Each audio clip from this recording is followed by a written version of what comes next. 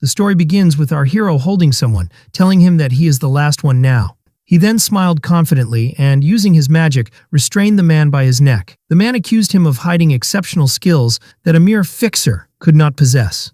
The hero began to question him about the grimoire, a powerful magic book, pointing out that the Deculin family would not mobilize all these forces just to chase a single stray dog, describing the family members as scum, who multiply and spread like rabid dogs. The man admitted he didn't know how to use the grimoire, but the hero deduced from their relentless pursuit of him over this distance that the book must possess great value. The man demanded he hand over the grimoire immediately. In return, he offered to intercede for him to return to his work as a fixer, even using the demeaning term hunting dog. The hero scoffed at this offer, sarcastically wondering what authority a mere manager of fixers could have to make such promises. He then lifted him with his magic, asking if he had any last words before he died. Suddenly, a third person appeared on the scene, a man exuding a powerful aura of evil energy, who calmly greeted them. This newcomer revealed his identity, announcing he was Baharan von Deculin, the head of the ruling magical family of the eastern continent, the Deculin. The fixer manager was stunned. This was the first time he had seen the family head face to face, despite having spent decades serving them as a fixer. Baharan was a legendary figure, known as the most powerful sorcerer in the family's history. The hero wondered to himself what kind of man this person might be. Baharan addressed the hero, telling him to hand over the grimoire, promising they would talk afterward. However, the hero met him with a rude and shocking response, telling him that he was pissing him off, and accused him of trying to steal his hard-won spoils. Baharan met this insolence with a sarcastic laugh. At that moment, the hero regretted not devouring the wyvern he had seen earlier when he had the chance, as he now realized that the aura emanating from the family head was overwhelming and stronger than anything he had ever faced before. Baharan explained to the hero that the easiest option was to kill him and retrieve the grimoire by force, but he offered him an alternative. He asked him to hand over the book and return to the service of Deculin, and in return, all his crimes would be forgiven. Baharan praised the hero's combat talent, admitting he regretted not realizing this talent sooner. He was impressed that a filthy rat from the slums could master the trivial skills of fixers and bring them to such an advanced level. He then tried to tempt him with a vision of a bright future, wondering how high a sharp blade like him could soar if carried by the wings of Deculin, and what greatness he could add to the family name. He concluded his offer by inviting him to stand by his side and make history together. The hero agreed to Baharan's offer, but he set one condition. With a cunning smile, the hero demanded that Baharan give him his seat as the head of the family, and only then could they negotiate. He then turned to Baharan, reminding him that he had been watching his battles, and mockingly asked how many people had died because of the magic move he was still applying to the exhausted fixer manager. This challenge angered Baharan, who warned the hero that this was the way he chose to play, and that this choice could lead to his death. The hero acknowledged that this was absolutely true, but he responded with an even greater challenge, inviting Baharan to measure the gap in power between them himself. Baharan accepted the challenge, declaring that he would discipline him first. Baharan began to launch an attack that the hero dodged with great difficulty, and before he could catch his breath, he was surprised by another magic circle that appeared suddenly before him. Realizing that this was the true power of the head of the Deculin family, a power that left no exploitable opening, Baharan reminded the hero of his previous challenge, asserting that some things do not need to be tested, like the vast chasm in power that separated them. He then began to launch another attack. That caused a massive explosion. From amidst the smoke, Baharan asked the hero if he had changed his mind about negotiating, telling him he would let him live, but just barely. The hero responded by asking if Baharan would accept him if he bowed his head now and returned to the shadow of Deculin. But he quickly answered his own question with a defiant shout, "No way!" The hero rose forcefully, blood covering his face, declaring he was tired of eating dog food. He unleashed an attack of blue lightning, shouting angrily and questioning who would be content to become a dog again, as a fancy collar and a big house don't change the fact of the matter. Baharan called him a fool, and prepared to unleash an overwhelming power. The hero was stunned by the sight before him, as a massive storm of purple lightning filled the sky. In that moment, he realized something. He finally understood why, on that day, he had looked up at the sky and seen that wyvern soaring with absolute freedom. The reason for his gaze was his suffering and his deep desire to attain that freedom. Despite the overwhelming attack, the hero managed to stand firm. Baharan looked at him with admiration, admitting he thought the attack would kill him, and then asked if he now felt the difference in their power. Still standing, the hero acknowledged Baharan's disgusting power. Baharan asked if he was ready to talk properly now, and asked him to finish the story he couldn't finish before. The hero wondered if Baharan wanted him to go back to being a fixer again, but Baharan corrected him, explaining that he did not mean the position of a fixer. Baharan revealed his true and surprising offer, for the hero to become the head of one of the families affiliated with the Deculan family. The hero was shocked by this offer. He thought about how the Deculan family, whose authority rivaled that of the imperial power, was offering him the headship of one of its loyal families. The hero looked at the grimoire in his possession and asked Baharan if this book was his goal from the beginning. Baharan replied that the hero was still underestimating himself, insisting that his desire was for the hero himself, and that the grimoire came second. Baharan saw that the hero was starting to consider the offer, and he promised that accepting it would erase all his past sins, and only glory with the Deculan family would await him.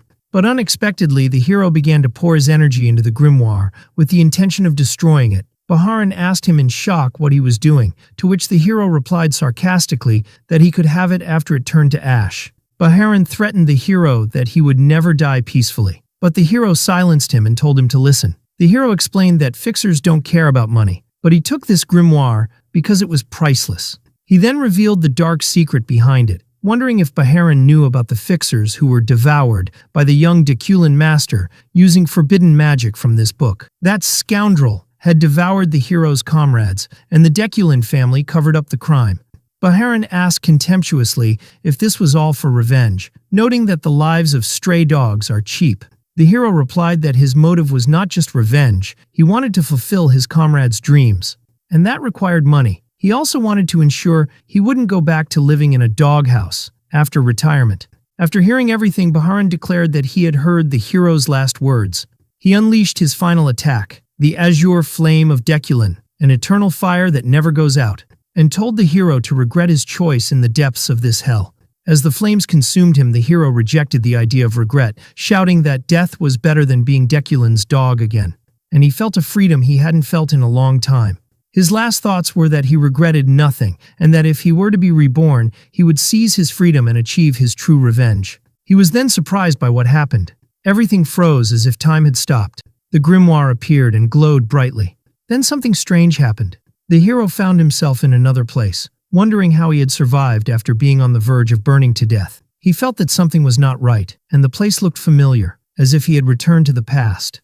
Then he remembered he was in the black and white zone, the place where he had struggled to survive daily before becoming a fixer. He realized the incredible truth. He had gone back in time. He wondered what in the world was going on. As he found himself in his younger body, he was sure he had returned to the past, but he noticed that a certain mark was still on his body. Although he didn't understand how, he deduced that the grimoire had done something to cause this return. He remembered that the head of the Deculan family coming himself to take the book proved how important it was. The hero decided that this return to the past was a good thing in any case. He made sure it wasn't a dream. The events seemed too real, and the foul smell of sewage in the place confirmed to him that he was alive. He felt optimistic that this was an opportunity to achieve great success regardless of what he would do. But he wondered what achieving great success meant. He remembered that he once had a dream his comrades also shared, and it was the same reason that pushed him to decide to retire. He began to recall a conversation he had with one of his comrades named Aster. In that memory, Aster told him that they were just homeless people in the black and white zone, lacking clothes, food, and education, and asked him which of these was the worst for him. The hero answered that the lack of food was the worst, but Aster corrected him. After a look of annoyance at the stupidity of the answer appeared on his face, he explained that not receiving an education was the most painful thing. If they had been properly trained and educated, they would not have fallen into the hands of the nobles who enslaved them. Aster revealed his dream after retirement, which was to build a library, a place where anyone, regardless of their wealth, status, or gender, could read books freely. As for the hero, his dream was to go even further. He wanted to build a towering spire, for no particular reason other than that he loved high things. He planned to fill this tower with every book he could find. Most importantly, he would place the secret manual of the Deculan family at the entrance of the first floor, so that everyone could get it, whether they were vagrants from the black and white zone, sons of nobles, or even the butchers in the market. Just imagining seeing those techniques, which the Deculan family considered more precious than their lives, being available to everyone made him feel ecstatic. He admitted that the problem was how to obtain those techniques, but he decided to leave that for his future self to worry about. His ultimate goal was to spread the secrets of Deculin as widely as possible, which would lead to their complete collapse. Suddenly his dreams were interrupted by a powerful kick to his face. An angry young man appeared and yelled at him for not staying where he was told, then began to kick him repeatedly. At first the hero was shocked by this sudden attack, but he quickly gathered his experience as a fixer who had fought countless battles. He managed to block one of the kicks, which surprised the attacker. The hero calmly told him that he had hit him 7 times. Then, with a sharp gaze, he declared that it was time to pay him back tenfold. The hero prepared for a counterattack, while fear appeared on the attacker's face, and the loud sound of breaking bones was heard. The hero was surprised to find that it was his own hand that was broken, wondering how that happened. The other boy began to scold him angrily for daring to hit someone older than him, calling him crazy. Although the hero managed to land a blow, the young man threw him to the ground and continued to beat him. While the hero's body ached, it was his heart that ached more. The hero took the opportunity and tripped the attacker, who lost his balance and fell into a sewage canal. The hero saw this as a chance to escape. The attacker got up, coughing, and asked the hero where he thought he was going. But the hero replied that he was not running away. In fact, what he was doing was a tactical retreat. He decided to remember his attacker's face and to keep the 57 blows he received in his heart, reminding himself that he was an experienced fixer who didn't know how to give up. After moving away, he realized his situation was bad. His wrist was sprained from just throwing one punch, which made him feel sorry for the weakness of his current body. He sat down, defeated, and decided that he had to forget about the tower for now, and that the priority was to fix and strengthen this weak body. Suddenly, a small white-haired child appeared before him and asked if he was hungry. The hero asked if he knew him, and the child replied that he didn't. The hero analyzed the child's clothes. Although they were worn out, they were originally expensive, so he concluded that he was most likely the son of a noble who had lost in a power struggle and fled here. He saw him as a ticking time bomb to be avoided. The child introduced himself, saying his name was Damien and his mother's name was Bianca. The hero felt he was learning things he shouldn't know, so he asked Damien if he was a bit slow on the uptake. Damien then innocently told him that his mother was dead, and the hero felt sorry for him. He replied that he didn't have a father either, so he was the winner, then tried to shoo him away. The hero decided it was best to get away from this ticking time bomb before it became more troublesome. But when he tried to leave, Damien told him he would come with him. The hero refused and thought about hitting him to make him go away. Damien noticed the hero's injured wrist and asked if it hurt, then offered to help. He placed his hand over the hero's hand, and a powerful healing light appeared, which astonished the hero. He immediately realized that this was not just an ordinary healing hand. He recognized the secret technique. It was the light of healing, a special technique of the fallen noble Blandu family, which was destroyed by the Deculin family. The hero's instincts as a professional fixer screamed. He realized he had just gotten himself into something very nasty and dangerous. He wondered why a child from the Blandu family was in this place, as their family was supposed to still be in a good position at this point in time. He repeated the name Damien in his mind, as Damien asked if he was calling him. Suddenly he remembered something. He had remembered a crucial piece of information. Someone from the Blandu lineage with different colored eyes. He recognized the identity of the child in front of him. It was the monster of Blandu, Damien von Blandu, the madman who doesn't die even if he is killed. The hero was in a state of shock that he couldn't comprehend. His memory took him back to the past, to a time before his decline, when he was still working as a fixer. He remembered a mission he was sent on by order of the Deculin family to the lands of the Blandu family. At that time, he and his comrades were grumbling, wondering why they were being called for a mission that the Blandu family should have been able to handle themselves. One of the comrades told them about rumors of a monster in the Blandu lands, a monster that was said to have killed dozens. They wondered if this monster was a ghoul or something like that. But what he saw was not a ghoul. He saw a human tearing another human to shreds. This human was Damien, who was laughing madly as he fought, continuously using the Blandu family's healing magic to keep fighting. He was a deranged butcher who wouldn't die even after death. The memory ends and the hero returns to his present, where Damien sits before him, an innocent child looking at ants with interest. The hero is still in shock, unable to reconcile the image of the brutal killer in his memory with the child in front of him. He wonders why the direct heir of the Blandu family, the only son of the Lord, is in such a miserable place. Damien interrupts his thoughts by talking about food. He tells him enthusiastically that they should eat, quoting his mother that eating well prevents illness, and concludes that the hero is sick because he doesn't eat. The hero agrees with his logic, but finds his way of speaking provocative. He asks him if he has any money. Damien pulls out a bag full of gold coins and asks if this is what he meant. After a short silence, the hero smiles and gives a nod of approval, suddenly declaring that they are now friends. He puts his arm around the stunned Damien, telling him that if he says they are friends, then they are, and friends share what they have. He then excitedly pulls him along to find food to fill their stomachs. Damien asks his new friend what he has to share, to which the hero replies that he has a friend, referring to Damien himself. After they had a good meal and a bath, the hero feels refreshed. He sees Damien wandering around the place, which seems to be a house above the restaurant. Damien explains that it's the first time he's seen a place like this because he always slept outside. Damien suddenly mentions that he doesn't have a father. The hero jokes that he has a father, and they get into a childish argument that ends with the hero wondering why they are trying to compete in this matter. Then he asks him about his mother. Damien looks around and innocently replies that she is not here. The hero decides to assess the situation better. The hero asks Damien how long he has been alone. Damien thinks for a moment, and then replies that since he ran away from home, he has slept 10 times. The hero begins to analyze this new piece of information, wondering if Damien is a runaway and being chased, and whether sleeping 10 times means that 10 days have passed. Damien explains that he can sleep twice a day, including naps, so the total number of times he has slept is 10. The hero deduces that Damien has been on the run for about 3 or 4 days. But he becomes even more confused when Damien adds that he hasn't taken a nap since he ran away, confirming to himself that he is completely insane from the roots. The hero begins to plan for the future. He sees an opportunity in having Damien with him in the black and white zone, where he can act as his guardian and build a relationship with the Blandu family. This relationship could be useful in the future when he confronts the Deculin family again, plus the homes of nobles contain many of the books he needs to achieve his dream. But before thinking about long-term plans, he decides he has an urgent matter to deal with first, which is the 57-layered grudge he feels towards the young man who hit him earlier. He tells Damien that he is going to lie down now and warns him not to disturb him, or there will be big trouble. Damien asks if he is going to do breathing exercises, and the hero confirms it, asking him to do the same when he's done, which Damien enthusiastically agrees to. The hero begins his meditation, remembering his past life where he relied on standard magical formulas given to fixers, which had clear limits.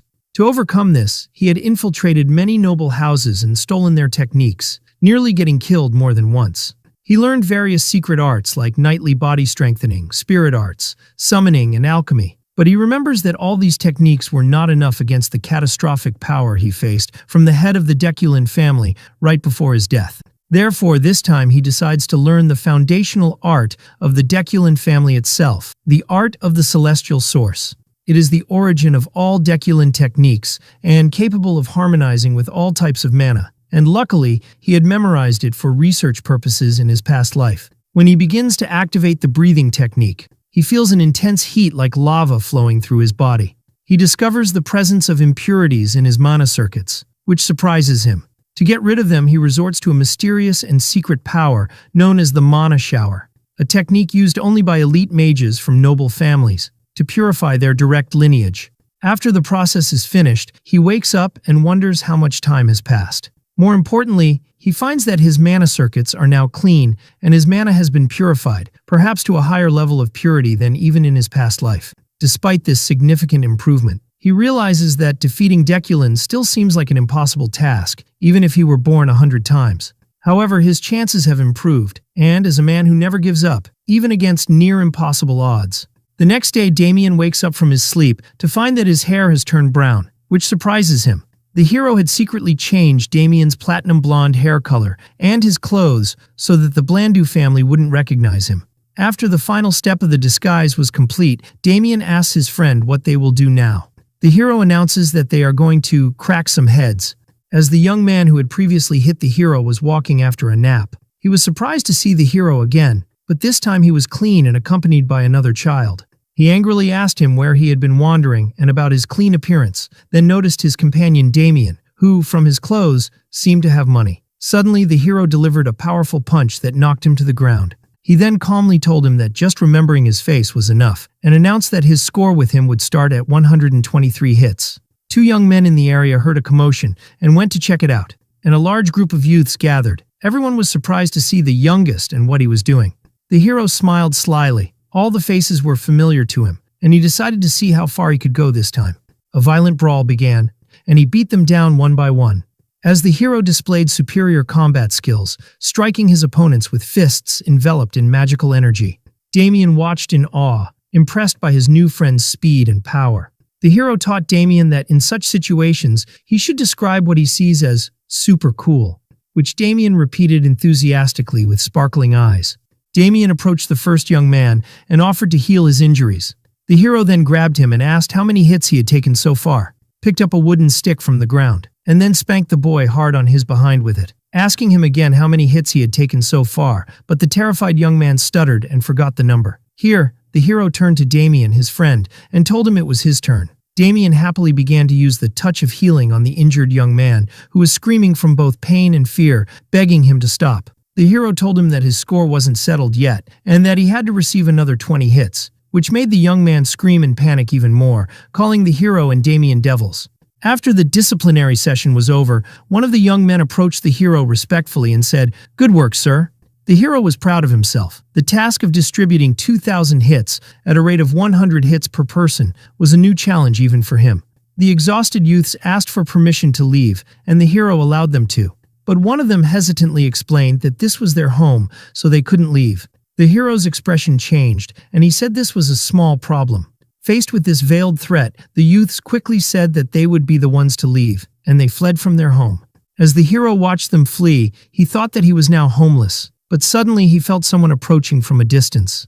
This person was fast and stealthy, and possessed the distinct aura of a professional fixer. The hero concluded that they were most likely being pursued. He believes the Blandu family found him faster than he expected, and worries because he has very little mana left after the fight and the purification process he underwent.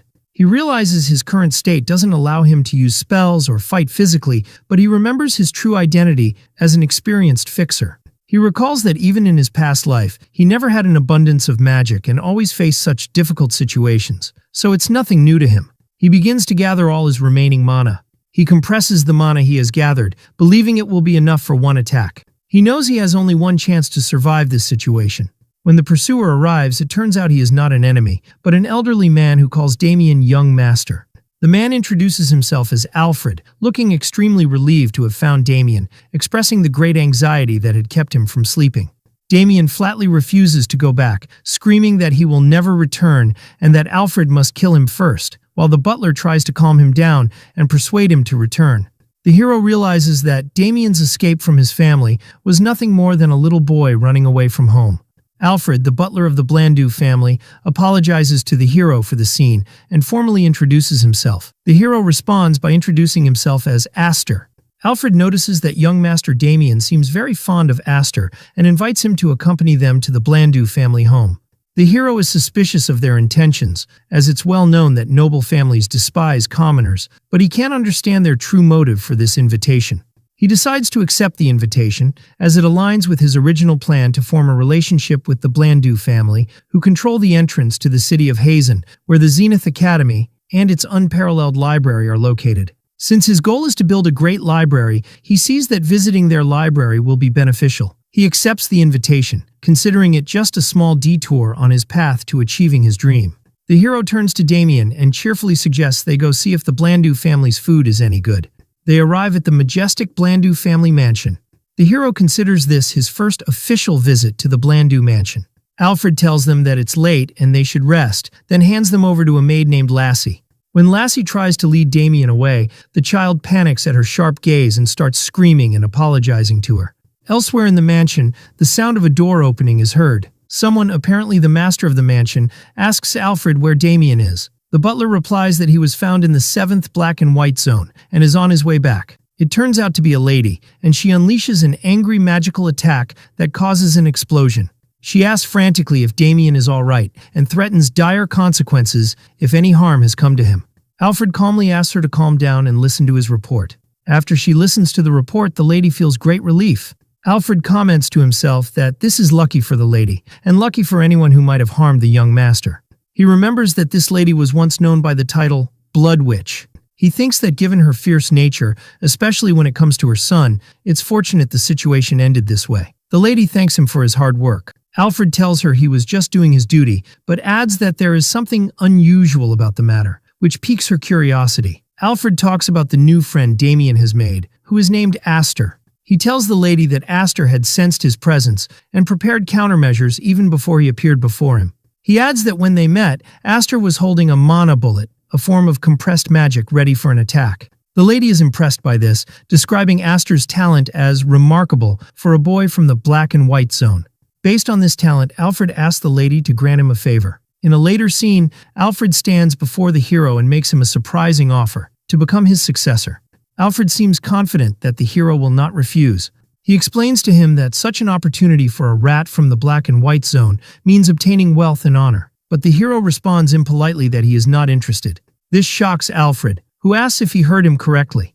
Damien interrupts the scene by asking the meaning of the word his friend muttered. The hero politely declines the offer, expressing his deep gratitude for being considered as the butler's successor, but he prefers things to stay as they are now.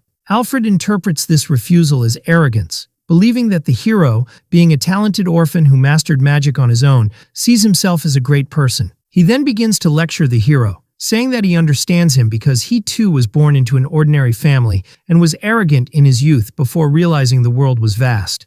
Annoyance shows on the hero's face as he thinks about how trivial this talk is. But Alfred continues his lecture, explaining that the hero might think he can do anything and conquer the world, but things don't work that way. The hero tries to suppress his anger, while Alfred compares him to goblins of the valleys, creatures that grow up in a protected environment and are unaware of the real dangers of the world. The hero responds in his mind that if he were a goblin, he would probably be a wyvern by now, indicating that he is far from naive or weak. Alfred becomes more intense, declaring that since the hero knows nothing, he will personally teach him how vast and terrifying the world is.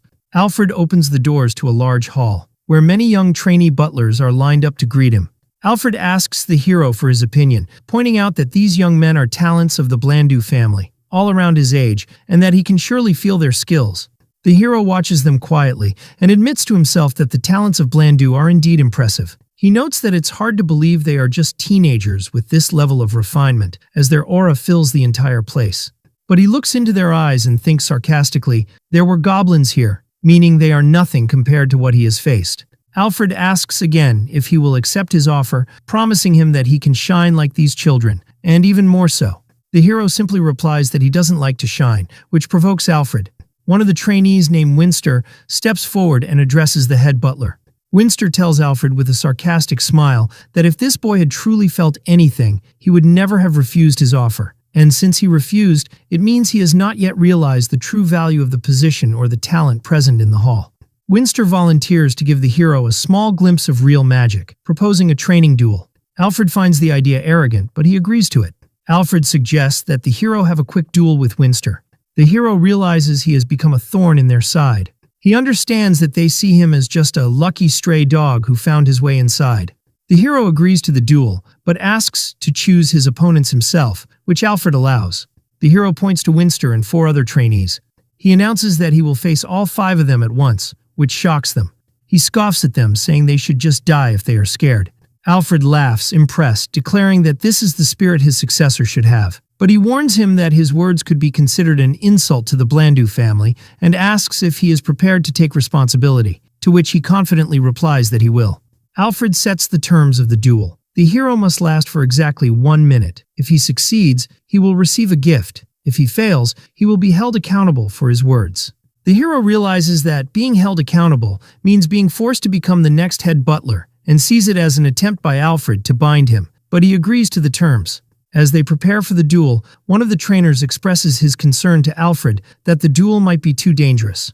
Alfred replies that this danger is what makes it worthwhile, as he believes that breaking the boy's stubbornness is the only way for him to grow. The trainer of the 5 trainees is worried. He fears that injuring the young master's guest could lead to the end of his career. Meanwhile, Damien was watching the scene with the maid, Lassie. The trainer approaches him and begs him to stop the head butler, warning him that his friend is in grave danger. But Damien shows great excitement, which terrifies the trainer even more. Lassie intervenes and tells Damien that if he interferes, his mother will scold him, so Damien suppresses his anger. Alfred orders the hesitant trainer to begin the duel. The trainer thinks to himself that he did his best to object but must obey orders. Lassie tells Damien she will be back soon and asks him not to interfere. Damien smiles and tells her he understood.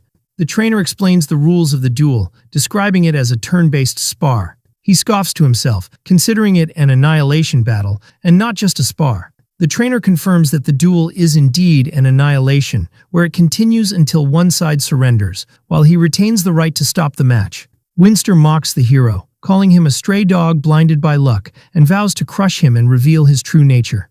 The trainer shouts, announcing the start of the duel, and one of the opponents rushes to attack the hero. As soon as the duel begins, the hero launches his attack on Winster, landing a powerful and direct blow to his chest, leaving him in a state of shock and pain.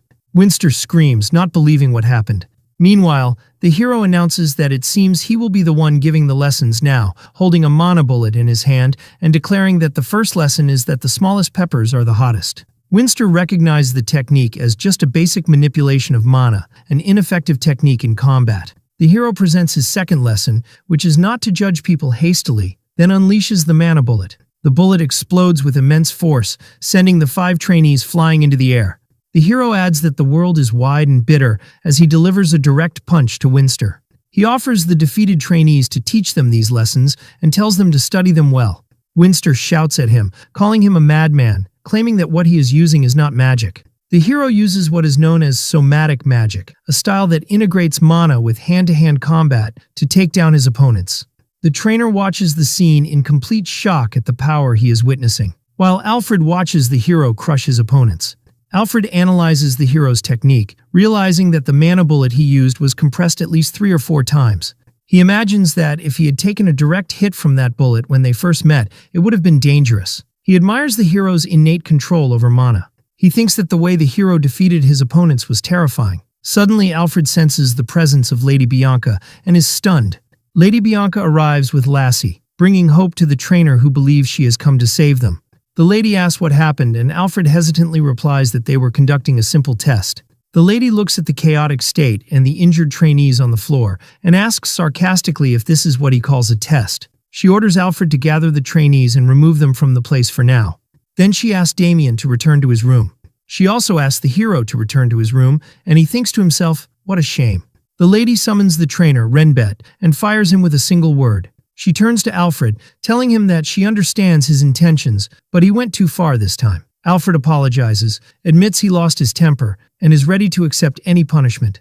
The lady changes the subject and asks for the details of what exactly happened in the duel, wondering if Damien had helped him. Alfred denies it, explaining that the hero was simply incredibly good at hitting.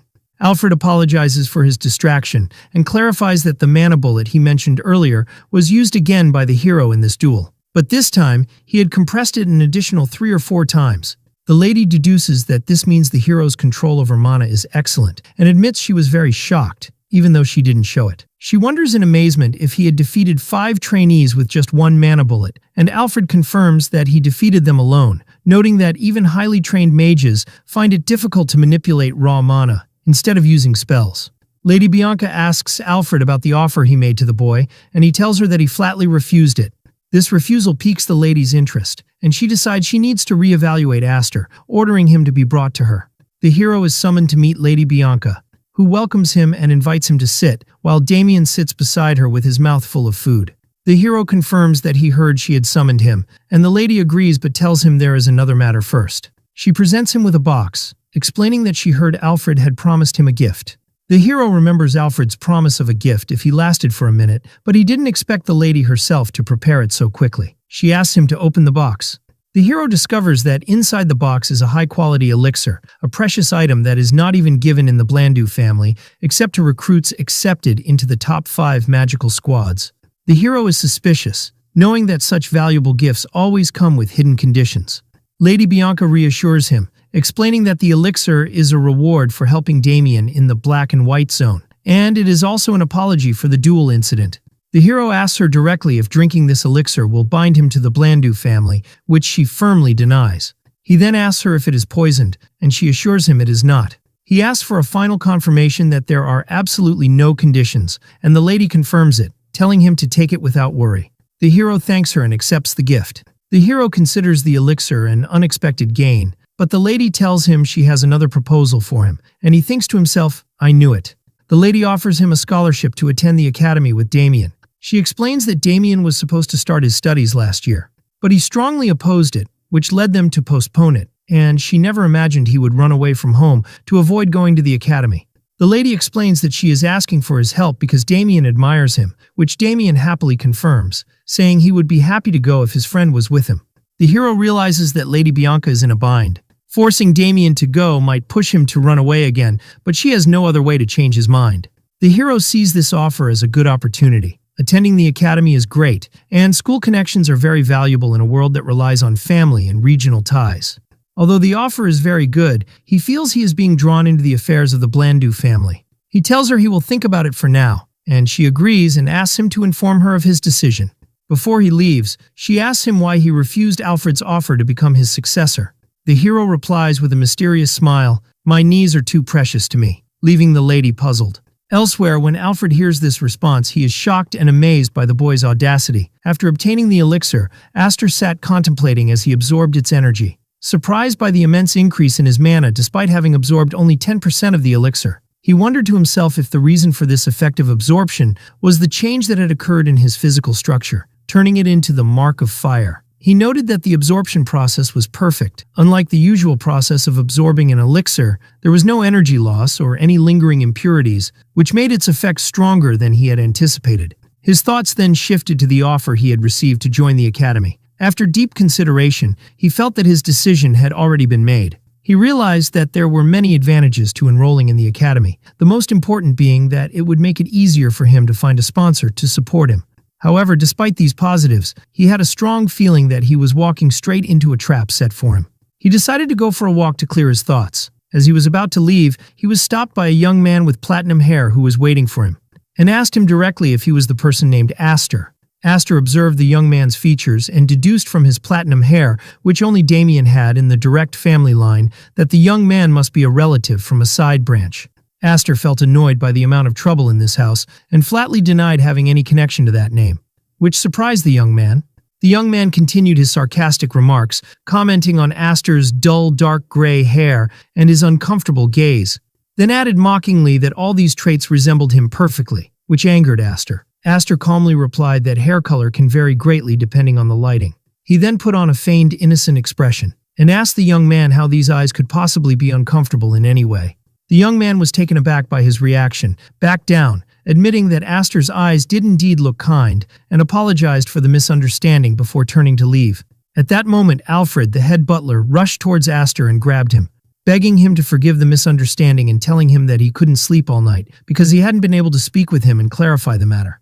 Alfred was thinking to himself resentfully that he shouldn't have to kneel like this just because he was the head butler, and that the whole thing was just a misunderstanding. The platinum-haired young man turned around again, having realized the truth, and shouted that he was right all along, and that the look in Aster's eyes, resembling that of a dead goblin, was not common. Aster calmly confirmed his identity. The young man became enraged, pointing his finger at him and accusing him of lying and acting with such insolence. The young man muttered a threat to kill him, but a sharp, silent glare from Alfred was enough to silence him. The young man retracted his threat and told Aster he would overlook it for now. However, he demanded that Aster come to the magic hall later so he could correct his bad behavior, to which Aster nonchalantly agreed. After the young man left, muttering threats, Alfred asked Aster if anything was wrong.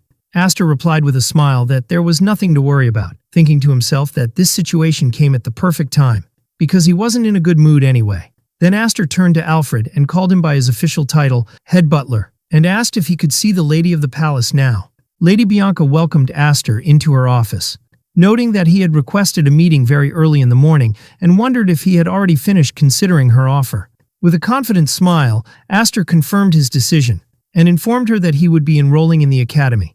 Lady Bianca expressed her surprise at how quickly he had made his decision, but she was pleased, telling him that they should begin preparations as soon as possible. She told him to make himself comfortable in the meantime, and Aster thanked her for her hospitality and left the office.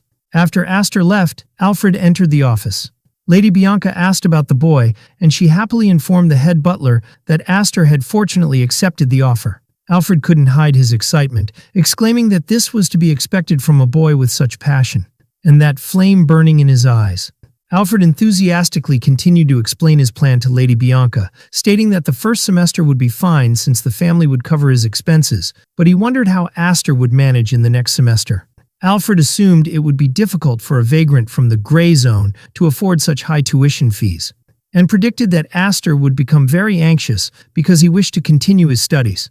At that crucial moment, a helping hand would appear, which would be none other than Alfred's personal sponsorship.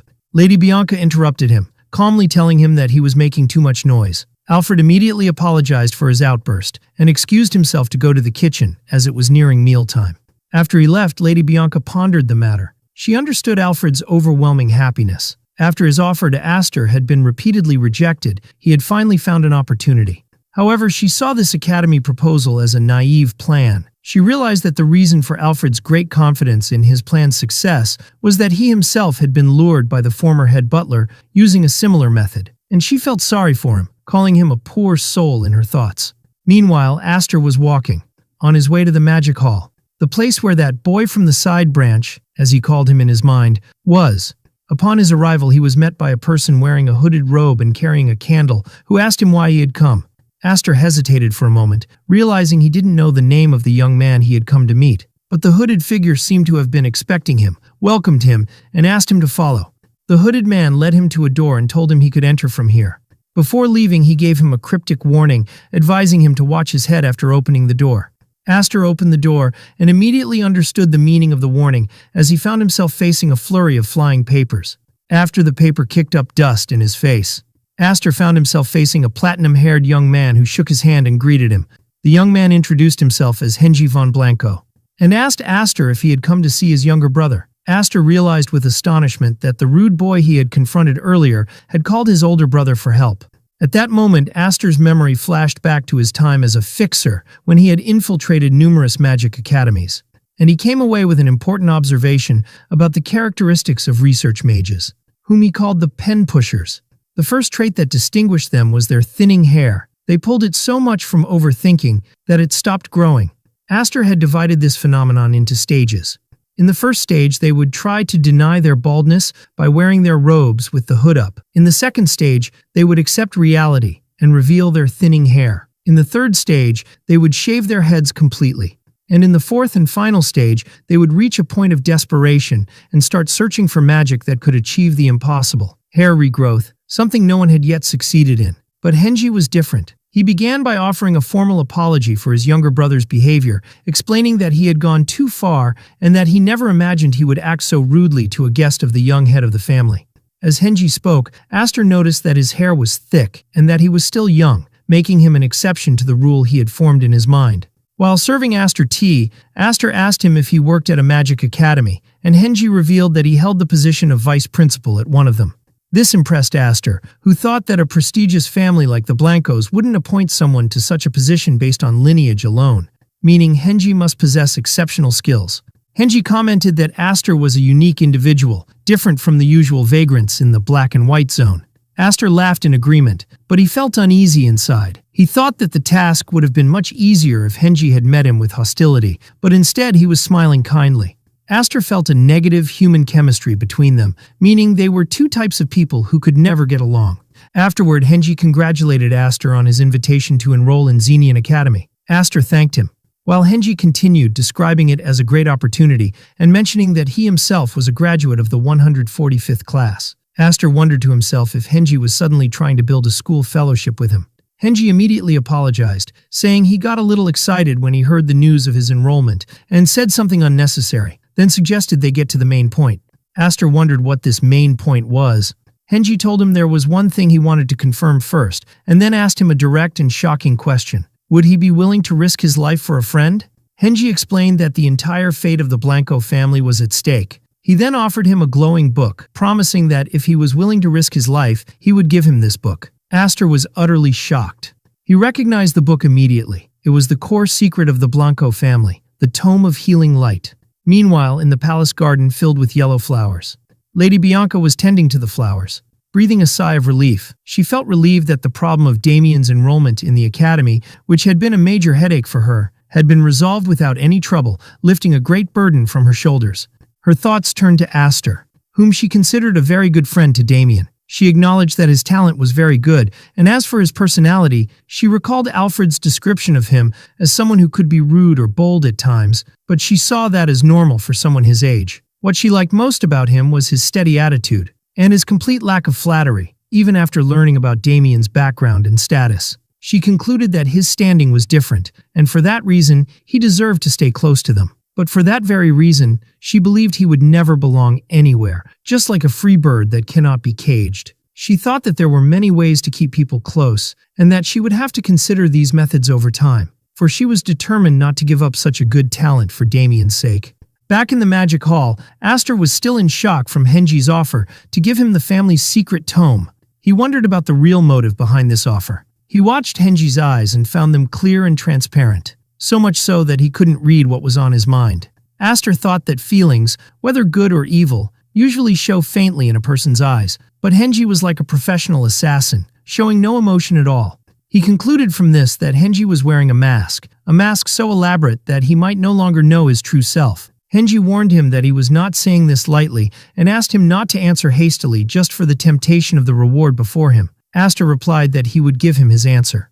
Inside, Aster felt the unease he had been feeling fade away after understanding Henji's nature. It was easy now. He realized they were both from the same muddy waters, so there was no need to feel uncomfortable. Aster told Henji that if he had something to ask, he would listen, explaining that if he thought he could do it, he would, and if he couldn't, he wouldn't. Henji became angry at his words and asked if he would listen even if his life was in danger just by hearing it, threatening that he might kill him if he listened and then refused. Aster looked at him defiantly and told him to go ahead and kill him, asking sarcastically if a man could die twice. But he quickly remembered to himself in embarrassment that he, personally, could die a second time. After a moment of silence, Henji released his energy to intimidate Aster. Henji tried to unleash his powerful aura to force Aster into submission, but Aster stood his ground, unfazed by Henji's threat. Henji smiled, admitting that he couldn't overcome Aster, and declared that he had passed the test. Then Henji told him that he would now speak to him comfortably, revealing the truth. He needed someone he could trust, but that person could not be a member of the Blanco family. Henji began to explain his situation, admitting that he initially had low expectations, believing that all vagrants from the Black and White Zone were alike, and that Damien, being young, might not have sharp judgment when it comes to people. However, what piqued his interest was that Damien's guardian, Lady Bianca, known for her exceptional love for him, kept a vagrant like Aster by his side, which led him to believe there must be something special about him. Then, by sheer coincidence, the fight between his younger brother and Aster occurred, providing him with a perfect and logical excuse to summon him for an interview. Aster asked if it was necessary for the vice principal of a magic academy to use his brother as an excuse to summon someone. Henji confirmed that Aster's suspicions were correct, explaining that the situation was difficult and prevented him from taking the first step himself. He quickly denied that it was a power struggle within the family, insisting that the Blanco family was very cohesive. Then he revealed the real reason. He was under surveillance by the Deculin family.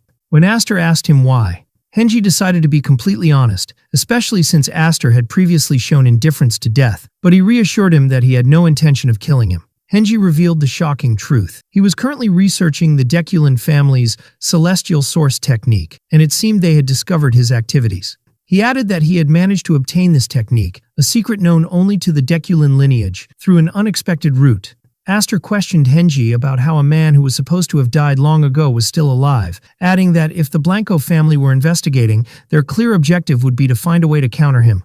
Henji commented that the Deculin family was somewhat irrational. If he were only researching a countermeasure to their technique, they would have tried to kill him anyway, despite him being a vice principal. But he explained that it went beyond that. Initially, he only intended to look for a weakness, but he saw something else. He found in the celestial source technique, which is the origin of all the Deculin family secrets, a way to improve and develop this perfect secret itself, and he couldn't stop this research. He expressed his confidence that Aster, as someone interested in magic, would understand his feelings. Aster was stunned, realizing to himself that Henji wasn't just a little crazy, but absolutely and completely insane. How dare he conduct such research within his family's territory? Suddenly, Aster connected this revelation with events from his past life. The timing matched perfectly. The real reason the Deculin family secretly crushed the Blanco family was Henji's research into the new celestial source technique. That's why Baran risked the Deculin family's survival to eliminate the Blancos, because he saw from the beginning the immense potential in this enhanced technique, and this was the secret to his overwhelming power in their final battle. Henji noticed Aster's silence and asked if he regretted listening, admitting that the scale of the matter might be a bit overwhelming. Aster ignored that and returned to the original question. Why did Henji specifically seek him out? Henji explained that he had not yet informed his family of his research. He felt that the Dekulin family had planted a spy somewhere among them, but he couldn't identify who it was. Aster deduced that if the path through which Henji obtained the technique was traced, it was likely that the Dekulins had deliberately leaked a patch solution or an incomplete version of the countermeasure. Henji confirmed this with a laugh, adding that the moment he realized they were tracking him, he himself released a part of that incomplete formula to deceive them, because he didn't want to die either. Aster wondered why he didn't simply join the Dekulin family's side, as they would most likely welcome him. Henji replied vaguely that he had his personal reasons for not doing so. Henji explained to Aster that since he wasn't tied to his family, he needed him to do something behind their backs. He revealed that this research was in fact a collaborative effort, but his own part had reached a dead end. He asked him to take his thesis to Professor Baron at Xenian Academy, and promised that he would ensure he was well compensated. In return, he would grant him the Spell of Healing Light. Aster saw this offer as an invaluable opportunity, and decided to accept it. But he wanted to raise the stakes, so he proposed to take the Spell of Healing Light now as collateral, and when the new Celestial Source technique was completed later, he would take that as well. He justified this by saying it would make them true partners in the same boat, an all-or-nothing deal. Henji described him as truly audacious, but noted that his logic was simple. He wouldn't accept the job if the terms didn't suit him. After a moment of thought, Henji agreed to Aster's request. He said the name of the technique didn't matter, and since Aster hadn't learned the original technique, the new version wouldn't be useful to him right now anyway, but he promised to give it to him upon completion. However, Henji also set a condition of his own. He told Aster that until this thesis was fully completed, he might need his help again, and expressed his hope that Aster would support him then. Since they were in the same boat, it wasn't a big request. Aster agreed immediately, confirming that he would help as long as it concerned the thesis. As he was taking the papers, he jokingly added that he couldn't read. After Henji froze for a moment, Aster admitted he was kidding, prompting Henji to mutter in annoyance that Aster was rude and boring. Afterward, Aster asked about Professor Baron and whether he could be trusted. Henji laughed and told him that he and Baron had always competed for first and second place since their academy days, even when they became assistant professors. He added with a sigh that this rivalry ended as soon as he returned to the Blanco family. But he was always one step ahead of him. Aster thought to himself what a miserable world it was, for there was another madman like Henji at the academy. Later, in Aster's room, Damien was wondering why Aster was packing all these things into his subspace pouch, reminding him that he was told not to get caught. Aster noticed a letter sealed with red wax on top of a pile of books. He opened it to find it addressed to him, "To my dear Aster." Aster scoffed at the word dear. The letter was from Henji, telling him that these were the magical texts he must learn for his future, and that he had written the learning order at the bottom for him to follow diligently and acquire the intellect befitting his status. And he had signed it, "From your friend, Henji von Blanco." Aster looked at the piles of books and the detailed letter, admitting it was a truly wonderful gift. He realized that Henji was a true genius for his ability to organize a graded learning path from basic to advanced magic, but at the same time, he was also a madman.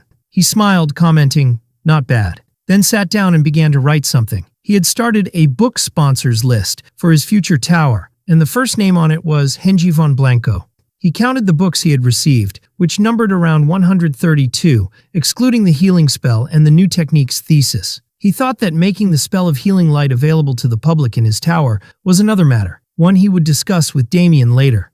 Aster remembered the image of Damien happily hugging a cat and calling him my friend, and Aster smiled to himself, considering it a privilege of friendship. His thoughts then returned to the 132 books Henji had given him. He realized they were not just scattered books, but a complete category of knowledge. With this collection, anyone wishing to learn magic could build a solid foundation for themselves. His perspective had changed. Previously, he had only thought about hoarding books in his tower. But now he realized that these books would become the true identity of the tower, a place that bestows knowledge upon all who seek it. Elsewhere, Henji was thinking about his meeting with Aster, considering it an unexpected gain. His initial plan was to hand over the thesis if Aster was useful, and to get rid of him if he wasn't. But now he found Aster to be an interesting person. Henji remembered Aster's bold response to his death threat, and how it wasn't just bravado. His eyes truly showed that he was indifferent to death. This made him different from the other pigs, as he called them in his mind, and he actually found it amusing. Henji felt that Aster was hiding a lot, which made things more exciting for him. He had finally found someone who stood in the same place and looked in the same direction, and what's more, who desired his results, a new feeling he had never experienced before. He wondered for a moment if Aster truly couldn't read, but he quickly dismissed the idea as impossible. When it was time to leave for the academy, the maid informed Aster that he would have to fill out some simple forms upon arrival, adding that both young Master Damien and Aster were exempt from the entrance exams. She informed them that they would now be official students of the academy. The lady commented that the new uniform suited Aster. He thanked her, and then they set off. Aster thought that prestigious families always receive special admission, and that this deal wasn't bad for him either. At the carriage, Damien and Lady Bianca were waiting for them. Damien called out to Aster excitedly, and urged him to hurry. Before he left, Lady Bianca spoke to Aster, asking him to take care of himself and expressing her hope that he would achieve what he wanted because this was a great opportunity. Aster thanked her and smiled. As the carriage made its way, Aster repeated Lady Bianca's words in his mind. What I want. He resolved to himself that he would of course get it. He thought of Xenion, the greatest academy on the eastern continent, where countless sponsors awaited him, and he intended to acquire them all. With a confident smile, he looked forward to his new destination, thinking, just you wait, colleagues, here I come. During his journey in the carriage, Aster immersed himself in reading the books Henji had given him, and he truly realized that Henji was a remarkable magical researcher. He thought that the basic principles of magic are simple, but their interpretations can vary endlessly. He took water as an example. For some, it is the water of life, and for others it is a catastrophic flood. It was just a matter of perspective. He realized that every great family had developed its unique path in magic, based on its own viewpoint of the same principle. After finishing all the magical texts in his pouch, Aster came to an important realization. He discovered that the curriculum prepared by Henji was directly linked to the celestial principles of the Deculan family. His thoughts were interrupted by Damien's enthusiastic voice calling him my friend and telling him to look, announcing that they had finally arrived. Aster looked out the window to see the imposing building of Xenion Academy before him. The accompanying lady told them that the carriage journey ended here. She explained that, following the teachings of the wise first headmaster, all students on their enrollment day must enter the academy on foot, regardless of their status. She wished them luck at the ceremony and hoped they would gain great wisdom. Then she parted from them. As soon as they started walking, Damien grabbed Aster's arm, urging him to hurry. He told him worriedly that Lancy, the accompanying lady, said that if they were late for the entrance ceremony, they might not find any seats left. Aster found this strange and considered it nonsense, as an entrance ceremony is not a village theater based on a first-come, first-served basis. But he then realized that Lancy probably said that as bait to keep Damien from slacking off, so he decided to let it go this time. When they entered the large hall, they found it crowded with students. Damien expressed his admiration for the large number of people, and said that Lancy was right, and if they had been any later, they wouldn't have found seats. Aster denied this in his mind, as he pulled out a small piece of paper to see their assigned seat numbers, Class M3, seats 11 and 12. But Damien pointed to some empty seats and asked if they could sit there, afraid they wouldn't get any seats at all. But Aster told him to wait a bit.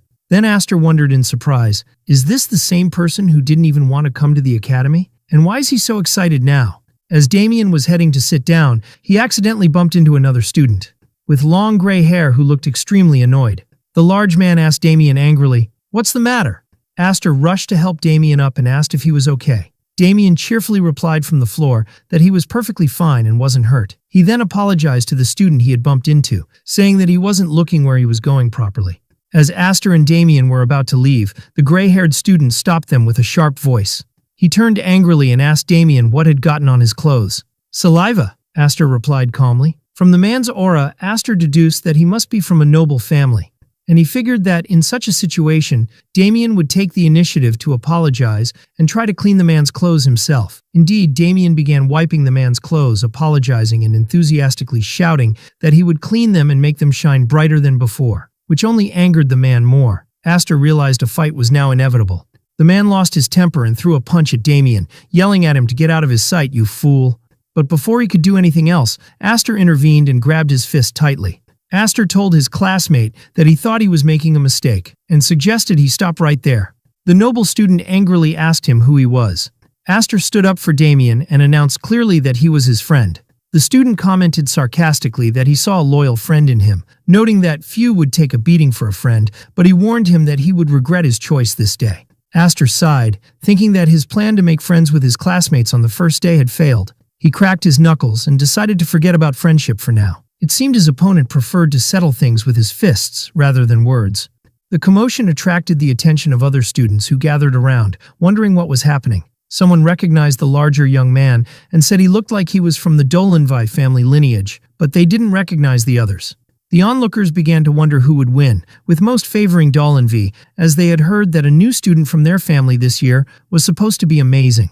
At that moment, a student who appeared to have authority pushed through the crowd, scolding them for standing by and watching as a fight was about to start. Someone hesitantly asked if they should stop them, but the student with authority flatly refused. Instead, he ordered the others to make way for them, and asked the gray-haired boy, being a mage, to set up a barrier around the area.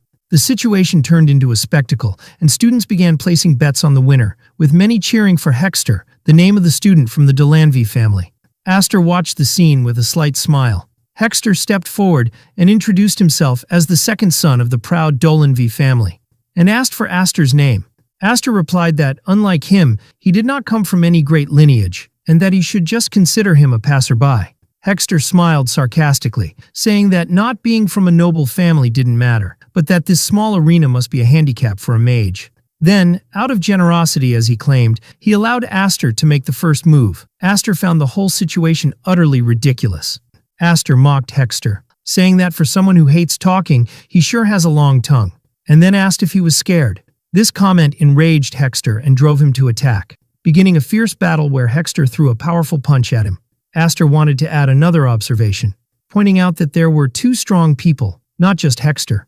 Hexter was confident in his ability to withstand any magic student's punch, but he was shocked by the weight of Aster's punch when it hit him, wondering how his fist could be so powerful, and called Aster a scoundrel. While Hexter was trying to process Aster's unexpected strength, he was surprised by a healing spell being cast on him. It turned out that Damien was the one who cast the healing spell, but he couldn't understand why Damien was healing his friend's opponent. Aster muttered that noble families were truly on another level. He took advantage of Hexter's distraction and landed another punch, scolding him for letting his focus wander. Hexter found himself in a surreal situation. One person was hitting him hard, and the other was healing him at the same time, while Damien was laughing hysterically as he cast his spells. Hexter felt his heart pound violently, called them madmen in his mind, and wished he would just lose consciousness to end this nightmare. He wondered to himself, "Am I scared?" The crowd started yelling at Hexter, asking what he was doing and telling him not to back down. They cheered for him, reminding him that he was the pride of the Dolanvi family, the star of the Eastern continent, and the hope of all martial artists. They demanded he end it quickly and not prolong the fight. Faced with these insults, Hexter exploded with rage, screaming how a mere mage dared to look down on him with such contempt, and threw a punch at Aster, but the other dodged it. He gathered all his energy and unleashed his strongest attack, launching an assault that caused a deafening explosion. The crowd finally cheered, declaring that this was the Hexter they knew. Hexter felt his punch hit its target directly, but he wondered in confusion, why did the blow feel so light? And in a shocking moment, he saw Aster flying through the air. Aster landed skillfully on the ground, then slowly got up, dusting off his clothes. Hexter let out a furious scream of frustration. Aster watched him calmly as he lunged at him again, thinking about the situation. He had noticed that Damien kept healing Hexter, and he realized that to end this fight, he would need a single knockout blow to render him unconscious. Aster decided to use a special technique he had developed with his comrades in his past life. This technique relies on drawing energy from the collision of mana particles.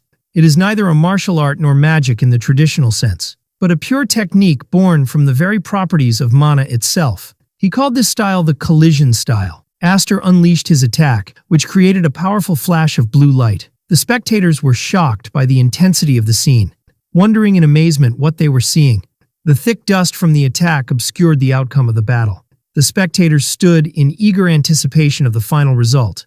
Aster raised his hands, declaring his victory, then shouted, "Cheers!" Aster asked the spectators to raise their voices louder, and their response came in successive cheers, excited reactions, and a roar that filled the place, expressing their astonishment at this violent and thrilling fight. Those who had bet on Aster celebrated their unexpected win. Damien ran towards Aster, shouting excitedly, "We did it!" To which Aster calmly replied, "Yes." Aster looked at the jubilant crowd and thought that they should stop acting so naive. Meanwhile, a nobleman and his companion were watching the scene with disgust, describing a magic student fighting in such a way as extremely vulgar. Suddenly, an angry man who appeared to be an academy official pushed his way through the students, yelling and demanding that they move away. He asked with intense anger who dared to start a fight on the first day of the entrance ceremony, and threatened to drag everyone away if they didn't move immediately. Aster thought that he had caused a big scene, but he wasn't worried. After all, he was a fixer with many ways to escape, and everyone had enjoyed themselves. But before he could do anything, Damien stepped forward, pulling Aster with him, and shouted loudly that the others were not the culprits, but they were. He pointed to himself and Aster to get the official's attention. The angry official turned towards them, while Hexter lay unconscious on the ground in the background, and Damien confirmed again, "Yes, sir, it was us."